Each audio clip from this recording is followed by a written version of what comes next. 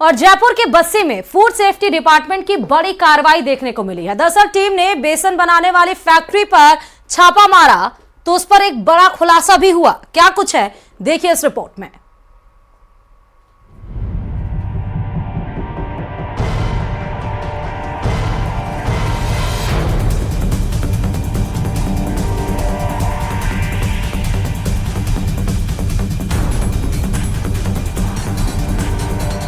ये बेसन बीमार कर देगा। मिलावटी बेसन जिंदगी से खिलवाड़। कैसे बनता था जानलेवा बेसन।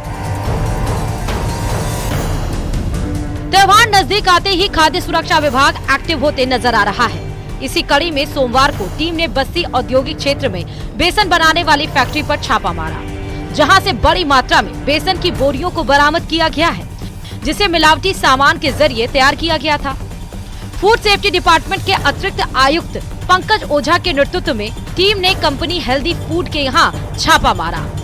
कंपनी बेसन बनाकर उसे बाजार में छोटा लाल लकड़ा ब्रांड के नाम से बेचती है। आइए अब आपको बताते हैं कि मिलावटी बेसन कैसे तैयार और सप्लाई किया जा रहा था। बेसन बनाने के दौरान चने के साथ किनकी, चावल और बाजरा मिक्स किया जा रहा था। इसी कंपनी का माल राजस्थान के कई जिलों में सप्लाई किया जा रहा था। टीम ने फैक्ट्री से 538 बोरियां बेसन की बरामद की है, जिसे प्रथम दृष्टया मिलावटी माना गया है। बेसन की गुणवत्ता की जांच के लिए सैंपल लैब भी भिजवाए गए हैं।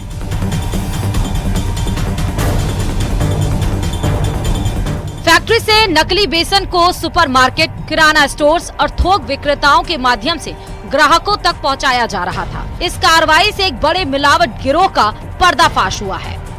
तो आज यहाँ पे बस्सी में जो इंडस्ट्रियल एरिया है, सूचना मिलने पर खाद्य विभाग की सीमा जो सेकेंड की टीम के साथ आए हैं और यहाँ चावल की किणकी के साथ बाजरा भी है जो हमें मिला है। तो चने की दाल के साथ मिक्स करके ये बेसन बनाते हैं और लंबे समय से ये मोटी तो स्टॉक है इनका, तो राजस्थान में सप्लाई कर रहे हैं। घाटोल जो उदयपुर का है वहाँ से लेके पावटा, निवाई, चाकसू, जाजपुर, केकड़ी सभी जगह यहाँ निकल जा रहा है। और ये मिलावटी बेसन होने की संदेह पे सैंपल्स लेके लेबोरेटरी में भेज दिए गए। वहाँ से भी थोड़ी देर में रिपोर्ट आ जाएगी। तो 538 बोरियाँ बेसन की यहाँ मिली हैं, जिनको हमारी टीम यहाँ सीज कर रही है। अधिकारियों ने स्पष्ट किया है कि मिलावटखोरों के खिलाफ कड़ी कानूनी कार्रवाई की जाएगी और इस तरह की अवैध गतिविधियों पर सख्त नजर रखी जाएगी। इस बड़ी कार्रवाई से राजस्थान में खाद्य सुरक्षा को लेकर जागरूकता बढ़ेगी और मिलावटखोरों पर शिकंजा कसा जाएगा। Bureau report, news 18 Rajasthan.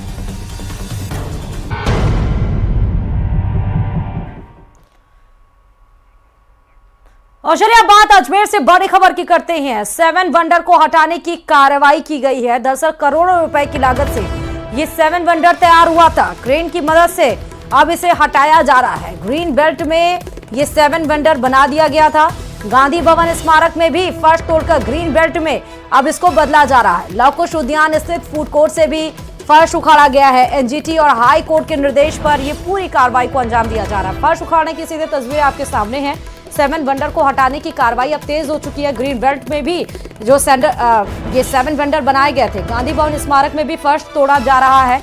ये सीधे खबर आपको अजमेर से बता रहे हैं। लव कुश उद्यान स्थित ये फूड कोर्ट से भी फर्श को उखाड़ा जा रहा है, यानी कि जो बनाया गया था उसको फिर से तोड़ा जा रहा है। और ये इस वजह से हो रहा है क्योंकि हाई कोर्ट के आदेश दिए गए थे, उसके निर्देश के बाद ही एनजीटी और हाई कोर्ट के निर्देश के बाद ही इस पूरी कार्रवाई को अंजाम दिया जा रहा है। क्रेन की मदद से ये सब कुछ तोड़ने के बाद हटाया भी जा रहा है।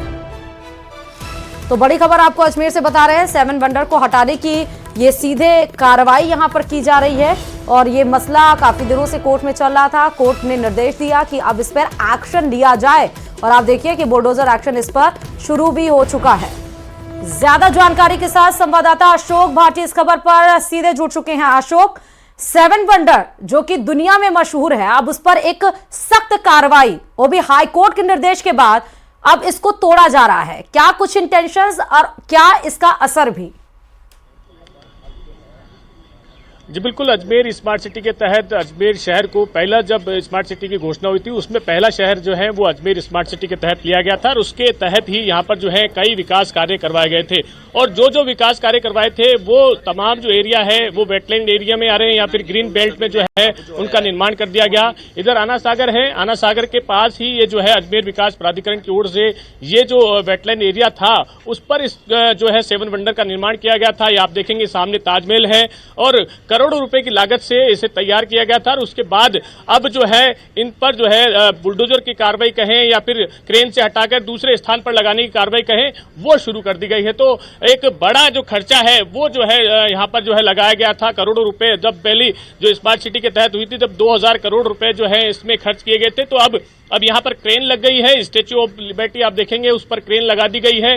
कुछ देर में ही इसे यहाँ से हटा दिया जाएगा और इसके साथ साथ जो 7 वंडर्स जो अलग अलग यहाँ पर देखेंगे आप उन सभी को हटाने की कार्रवाई जो है यहाँ पर शुरू हो गई है। तो कई लोग हैं जो यहाँ पर इन देखने के लिए आते थे, टिकट लगता था, लेकिन अब जो है उन्हें ये जो नजारा है वो नहीं देखने को मिलेगा। और पास में ही आना सागर है, हाईकोर्ट के निर्देश पर पहले एनजीटी ने जो है इसको लेकर अपने सवाल खड़े किए थे कि भाई आपने इस तरह की कार्रवाई को क्यों किया और ये जब वेटलैंड एरिया था तो उस पर जो है ये निर्माण क्यों किया गया। जब इसके बाद जो है यहाँ पर 35 निर्माण थे इसके आने सागर के आसपास तमाम जो निर्माण है उसको नोटिस दिए गए, वहां पर जो है नोटिस चस्पा करने के साथ उन्हें सीज किया गया।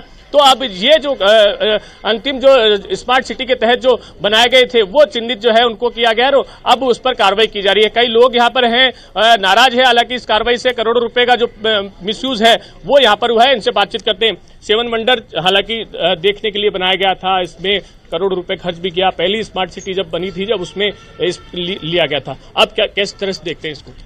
देखिए, अजमेर शहर को एक बहुत बड़ी अच्छी सौगात अजमेर के वासियों को मिली थी।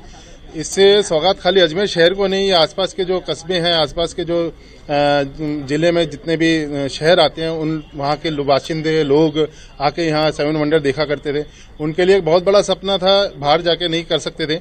मेरा सिर्फ इतना आप लोगों के माध्यम से कहना है कि सरकार ने हजारों करोड़ रुपए इसके ऊपर खर्च किए। आपको जब मालूम था, आपने डिनोटिफाइड तो किया नहीं अभी तक आना सागर के वेटलैंड को, आप कहीं भी कागजों में मजबूत है नहीं, आपने किस आधार पे ये जनता का लगा हुआ पैसा आप हटा रहे हैं? इस पैसे को आप सही जगह उपयोग में लेते। ऐसा नहीं था। 2012 के अंदर ये 4A की कार्रवाई हुई थी, उसके बाद अधिकारियों को मालूम था कि इस तरह की दिक्कतें आगे आ सकती हैं, तो जनता का पैसा जो खराब हुआ है। ठीक है अशोक, हालांकि ये कोर्ट के निर्देश के बाद ही हो रहा है। बहुत शुक्रिया तमाम जानकारी देने के लिए खबर पर। और चलिए संभल आपको लेकर चलते हैं। दरअसल संभल में रंग एकादशी के मौके पर शोभा यात्रा निकाली गई। कड़े पहरे के बीच रंग और गुलाल के साथ लोग आनंद में डूबे नजर आए। बड़ी संख्या में संभल के लोगों ने इस शोभा यात्रा में हिस्सा लिया और इस बीच सीओ अनुज चौधरी पर फूल भी बरसाए गए। सुरक्षा के पुख्ता इंतजाम रहे, सुरक्षा बल की 7 कंपनियां तैनात की गई। तो प्रशासन मुस्तैद हर जगह पर नजर आ रहा है। सीसीटीवी कैमरा के जरिए निगरानी भी रखी जा रही है। देखिए, विश्व हिंदी परिषद के द्वारा गुलाल भी बांटे गए हैं और सीओ जो अनुज चौधरी हैं उन पर फूल भी बरसाए गए हैं, क्योंकि व्यवस्थाएं चाक चौबंद हैं। होली से पहले संभल में शोभा यात्रा आज निकाली गई है। हालांकि संभल इन दिनों इस वजह से चर्चा का विषय बना हुआ क्योंकि पिछले दिनों आपने देखा कि संभल में किस तरह से तनावपूर्ण माहौल था। पूरी की पूरी बटालियन उतार दी गई थी संभल में। लेकिन अब क्योंकि शोभा यात्री, होली का पर्व एक तो हिंदुओं के लिए सबसे बड़ा पर्व ये माना जाता है और साल का पहला सबसे बड़ा पर्व माना जा रहा है, और उसके पहले आप देखिए कि ये शोभा यात्रा इतने खुशी से लोग हैं, तो इसलिए कुछ ज्यादा ही वहां पर खुशनुमा माहौल है। और वहीं संभल सीओ अनुज चौधरी का पीस कमेटी की बैठक का एक और वीडियो भी वायरल हो रहा है। इसमें सीओ अनुज चौधरी होली को लेकर कहते हुए दिख रहे हैं कि जिसमें रंग झेलने की कैपेसिटी हो वही बाहर निकले।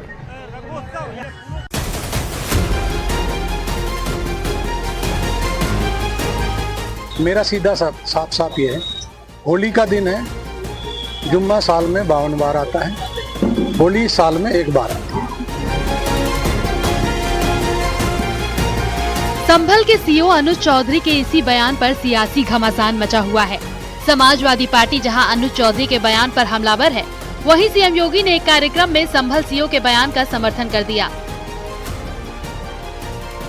सीएम योगी ने कहा कि होली के मौके पर एक दूसरे की भावनाओं का सम्मान होना चाहिए। जुम्मे की नमाज हर शुक्रवार के दिन होती है। होली साल में एक बार मनाई जाती है।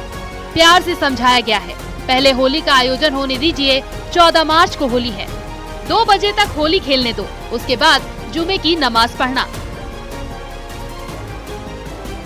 वहीं सीओ अनुज चौधरी का पीस कमेटी की बैठक का एक और वीडियो वायरल हो रहा है। इसमें सीओ अनुज चौधरी होली को लेकर कहते दिख रहे हैं कि जिसमें कैपेसिटी हो रंग झेलने की वही बाहर निकले। तो मेरा स्पष्ट संदेश ये है, जिस भाई को होली खेलनी हो उस दिन वो बाहर निकले, और जिसमें कैपेसिटी हो रंग झेलने की, जिसका बड़ा मन हो वो बाहर निकले, नहीं तो अनावश्यक कोई भी आदमी बाहर न निकले, अपने बच्चों के साथ रहे, अपने घर में नमाज पढ़े। सीएम योगी के संभल सीओ अनुज चौधरी के बयान की तारीफ करने के बाद सियासी पायरा हाई हो गया है। एसपी सांसद बर्क ने कहा कि अफसर का काम सुरक्षा देना है, लोगों को डराना नहीं। जिस प्रकार के साथ में लोगों का एक हमारे मुस्लिम समाज को चेतावनी दी गई है, मैं अफसोस करता हूं कि अधिकारियों का काम लोगों को डराने धमकाने का नहीं, बल्कि उनका वो सरकार के नौकर हैं और जनता के भी नौकर हैं। वहीं एसपी सांसद वीरेंद्र सिंह ने कहा कि जो जिस भाषा में बात करेगा उसी भाषा में जवाब मिलेगा। देखिए, माननीय मुख्यमंत्री जी को समझना चाहिए कि समाजवादी में 90% पहलवान ही हैं। तो जब समाजवादी भाषा बोलता है तो उनको उसी तरीके से लेना चाहिए, फिर क्यों तिल मिलाते हैं? ये उनके पाले हुए गुंडे टाइप के लोग हैं। एसपी सांसद राजीव राय ने सीओ को नसीहत दी कि उन्हें खाकी उतारकर खादी या गेरुआ पहन लेना चाहिए। तो तमाम पुलिस अधिकारियों ने भी निंदा की है, और उस आदमी को तो वहाँ कुर्सी पर नहीं बैठना हो, जब वर्दी उतार के खादी उतार के खादी पहन लेते हैं, गेरुआ पहन ले, कुर्सी पर बैठकर वो होते हैं कौन बोलने वाले? एसपी नहीं है उनके? एसपी कुछ एक संज्ञान लेकर उसको सस्पेंड करे। ऐसे अधिकारी समाज में जहर और नफरत फैलाने का काम करते हैं। इंडियन यूनियन मुस्लिम लीग ने भी संभल सीओ के बयान पर नाराजगी जताई है और इसे हिंदू लीडर जैसा बयान बताया है। मुझे अंदेशा है बहुत सख्त कि ये आने वाली होली के टाइम में भी ये झगड़ा करा सकता है। खड़े होकर जिम्मेदारी से मैं ये बात कह रहा हूँ कि अगर संभल में झगड़ा होगा तो उसका जिम्मेदार ये अनुज चौधरी सीओ संभल होगा, और ये झगड़ा कराने की पूरी योजना बना रहा है कि वहां हिंदू मुस्लिम झगड़ा करा दे। इसलिए मैंने डीजीपी को लेटर लिखा है कि वो फौरन ऐसे अधिकारी का वहां से तबादला करे। संभल में होली को लेकर शोभा यात्रा निकाली गई। इस दौरान प्रशासन पूरी तरह मुस्तैद रहा। शोभा यात्रा में सुरक्षा के पुख्ता इंतजाम किए गए। पीएसी की कंपनियां तैनात के साथ सीसीटीवी कैमरे भी लगाए गए। वहीं संभल में रंग एकादशी जुलूस से पहले सीओ अनुज चौधरी के नेतृत्व में पुलिस ने फ्लैग मार्च निकाला। वहीं संभल सीओ अनुज चौधरी अपने साथियों संग होली की मस्ती में जमकर डांस करने का वीडियो भी सोशल मीडिया पर वायरल हो रहा है। न्यूज़ 18 के लिए ब्यूरो रिपोर्ट। और